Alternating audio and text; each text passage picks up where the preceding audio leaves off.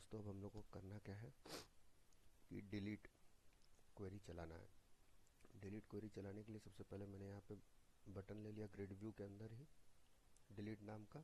आइए देखते हैं, इस बटन को क्लिक करें तो ये रिकॉर्ड डिलीट हो जाए। जिस बटन पे क्लिक करें आप उसी का रिकॉर्ड, उसी रो का रिकॉर्ड डिलीट हो जाए, ये हमारा टारगेट है।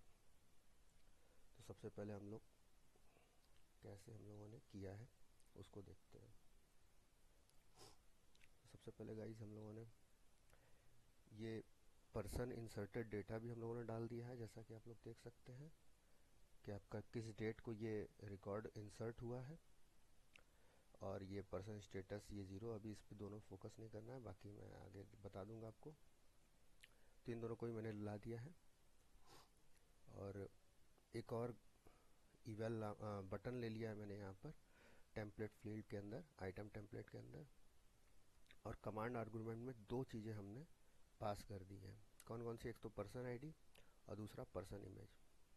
अब सोचने वाली बात यह है कि मैंने यहाँ पर दो क्यों रखा है, एक से तो रिकॉर्ड डिलीट हो जाएगा, तो दूसरा इसलिए रखा है दोस्तों क्योंकि रिकॉर्ड डिलीट करने के लिए हमें रिकॉर्ड हमें डेटाबेस से भी डिलीट करना है, और साथ ही साथ जो इमेज है जो यहाँ पर है, जिस पर्सन का है, जो जिसने भी सबमिट किया उसका फ़ोटो यानी कि इमेज को भी हमें डिलीट करना है इस फोल्डर से। तो आपने यहाँ फोल्डर देखिए, यहाँ पे दो फोटो पड़ी हुई हैं।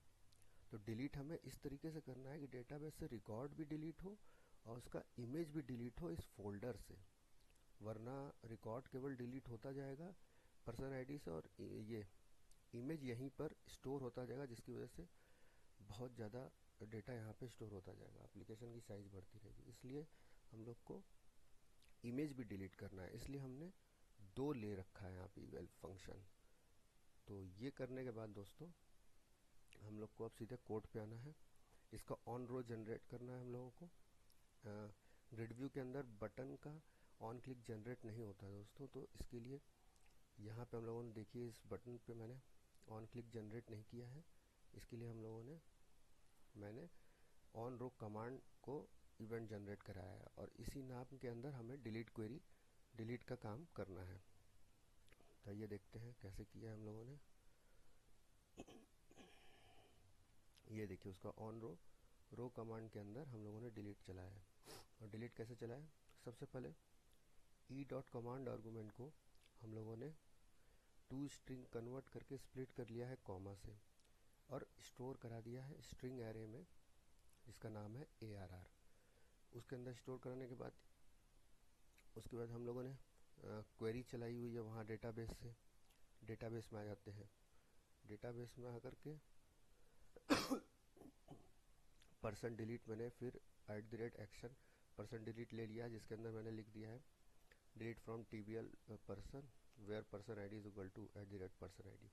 ये पर्सन आईडी जो है आपका है वो टेबल का है, पर्सन टेबल से, और जिस वेरिएबल को हम इससे इक्वल करा करके डिलीट कराएंगे यही है वो ई डॉट कमांड आर्गूमेंट जो हम लोगों ने दिया है, जो कि एक एरे में स्टोर है और उसको स्प्लिट करके हमने तोड़ लिया है। यानी कि यहाँ पर ARR इंडेक्स 0 पर मेरा पर्सन आईडी है, मतलब ई डॉट कमांड आर्गूमेंट है। तो डायरेक्ट वहाँ चलते हैं।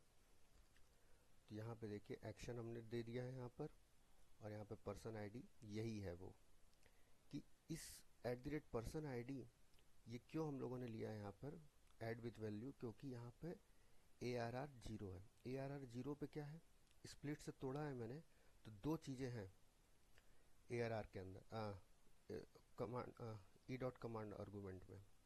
क्या क्या है? एक तो है आपका पर्सन आईडी इवेल के नाम से, और कॉमा सेपरेटेड है पर्सन इमेज। ये डेटाबेस से उड़ाने के लिए है रिकॉर्ड, और ये है फोल्डर से उड़ाने के लिए। तो इसके लिए अब हम लोग यही चलाए हुए हैं, इसको ARR 0 पे ये इसके इक्वल है, क्योंकि ई डॉट कमांड आर्गूमेंट भी लिख सकते थे यहाँ पर, लेकिन हम लोगों ने ट्रिक किया है कि दोनों चीज़ें करें। और यहाँ से फोल्डर से डिलीट करने के लिए हमें ARR 1 पर क्या है, इमेज, जो कि पर्सन इमेज है, जो यहाँ से डिलीट होगा फोल्डर से, उसके लिए हम लोगों ने कर दिया है। अब आगे करेंगे हम लोग और एक बार चेक कर लेते हैं हम लोग कि रिकॉर्ड डिलीट हो